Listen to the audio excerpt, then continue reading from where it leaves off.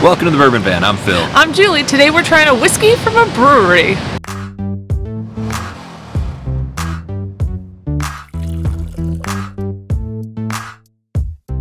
Well, we got a strange but enticing invitation from our friends at Dogfish Head Brewing recently. And Dogfish Head, if you don't know, East Coast brewery. What do you like about Dogfish Head Brewery?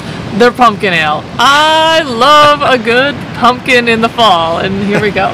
We love Dogfish Head Brewery, so when they gave us the opportunity to try one of their whiskeys, we jumped at the chance. And this is not a whiskey that's going to be readily available out there. I think it's 5 or 6 states, mostly East Coast, but I do believe it'll be available in Washington State and Hawaii.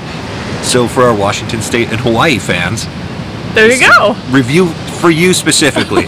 But thank you to Dogfish Head for giving us this opportunity. We do have to be clear that this is a sample that they did send us. We didn't purchase it. We are under no obligation to say anything good or bad about it, but we're going to give it a go here, and Julie's going to tell you all about what this whiskey actually is.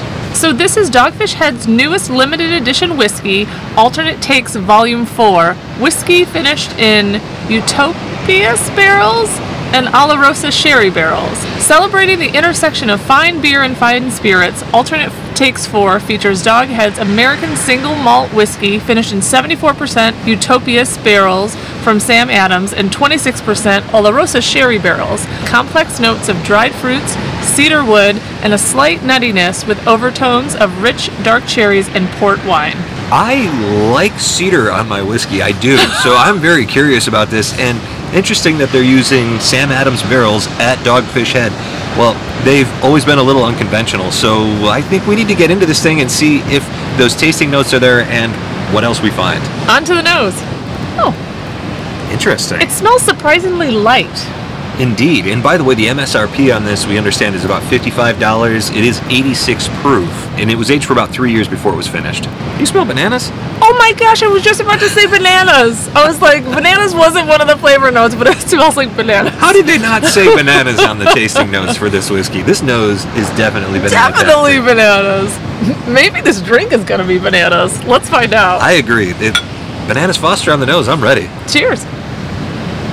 It's malty, a little peppery. I gotta be honest, I don't know what Oloroso barrels, sherry barrels taste like. I've never just drank sherry. I don't know what it's supposed to taste like. So that sip, it was kind of juicy, but also dry on the finish. That's an interesting way to put it. I don't know that I would call it cedar wood. Wet wood, maybe, something like that. It is interesting, no doubt about it. The whiskey sort of goes from sort of bright citrusy to dark and musty in a good way on all those things. So it is a very light sip. There's not a ton of body on this. A little of that graininess mid-palate, but there's lovely honey on the forefront, a little bit of berry note, but then it goes to that maltiness. Yeah, it's almost like a blueberry beer. And I don't know, what was the name of the beer? Utopias from Sam Adams? I don't know what that is.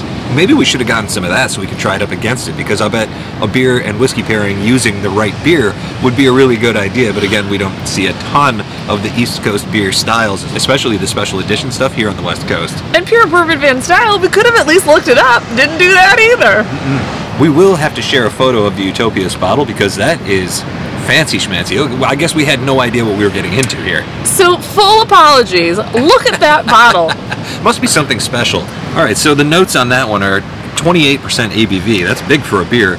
Up to 28 years aged, potentially. It is reminiscent of a rich vintage port, old cognac, or fine sherry with notes of dark fruit, subtle sweetness, and a rich malty smoothness. That's exactly what I was getting on the whiskey, so I think we did pretty good on those tasting notes, actually, without knowing what it is. I'm impressed by us, particularly you. I definitely enjoy an American single malt, and I'm enjoying this. I think that it coats nicely. I think it's flavorful, even though it's a little bit subdued. My feeling on American single malt is that I always like it a little higher proof. I've never been a proof hound on other types of whiskey, but for American single malt, I love high proof stuff, so I am enjoying this, and I can see how it would appeal to a lot of people out there. I would love to see a higher proof version of this. I think it would make me very, very happy. So a big thank you for Dogfish Head for sending us this sample. And from wherever we are. To wherever you are. Cheers. Cheers. Now I want to drink pumpkin beer.